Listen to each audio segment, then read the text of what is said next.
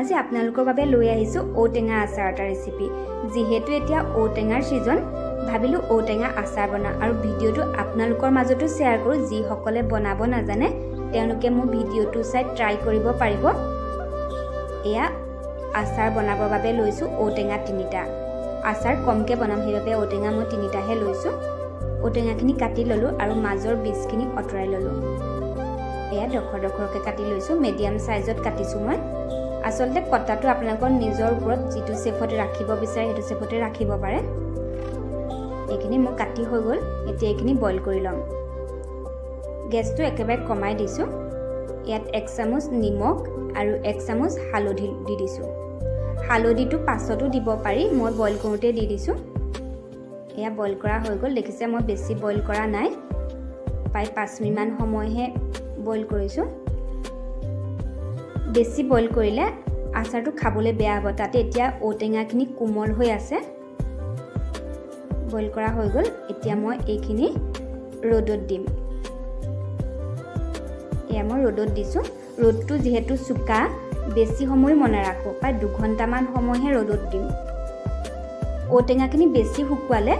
খাবলৈ বেয়া হয় টান হ'ব এটো জুখতে মই ৰাখি দিলো এতিয়া কেৰাহীখন গৰম হলত মই তেল এড কৰি দিলো এখিনি শুকুৱাই ৰখা ঔটেঙাখিনি গৰম তেলত দি দিলো অকমান সময় মই এখিনি ভাজি লম ইয়াত এড কৰি দিছো নিমখ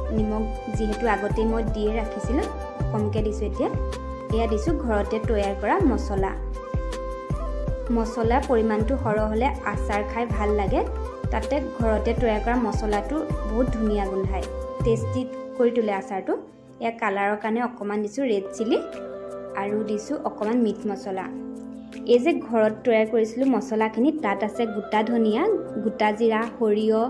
কালজিৰা মিঠি গুটি কেইটামান আৰু আজুইন এইখিনি বজাৰৰ পৰা মই একেলগে কিনি আনি ঘৰতে মছলাটো তৈয়াৰ কৰি লৈছিলো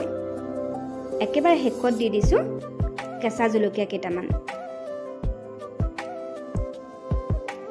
আৰু ইয়াত মই এড কৰি দিম আগত মই তৈয়াৰ কৰি ৰখা ভুট জলকীয়া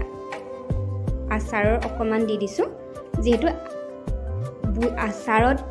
জ্বলাটো হলেহে খাই ভাল লাগে নহয়নে এয়া মোৰ আচাৰ হৈ গল এতিয়া কেৰাহীখন নমাই থম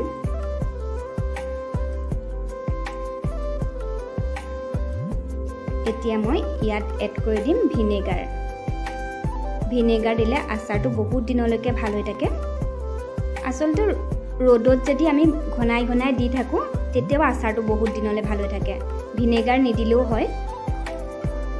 ৰ'দত দি থাকিলে এতিয়া মই কেৰাহীখনৰ সৈতে এনেদৰে ৰ'দত দি দিছো এনেদৰে ৰ'দত দিলে মছলাখিনি আচাৰৰ ভিতৰত ধুনীয়াকৈ সোমাই যায় এয়া ৰ'দৰ পৰা আনি ভালদৰে মিক্স কৰি এতিয়া মই বটলত ভৰাই দিম আৰু অলপ তেল দিব লাগিব ইয়াত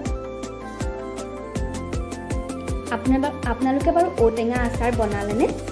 যি সকলে এতিয়ালৈকে বনোৱা নাই তেওঁলোকে মোৰ এই ভিডিওটো চাই বনাব পাৰিব সকলোৱেতো ঔটেঙা আচাৰ বনাব জানেই নহয়নে কিন্তু যি সকলে নাজানে এনেদৰে বনাব আৰু মোৰ এই ভিডিওটো কেনেকুৱা পালে কমেন্টত জনাবচোন আজিলৈ আহিছো আকৌ লগ পাম মোৰ অন্য এটা ভিডিওত ধন্যবাদ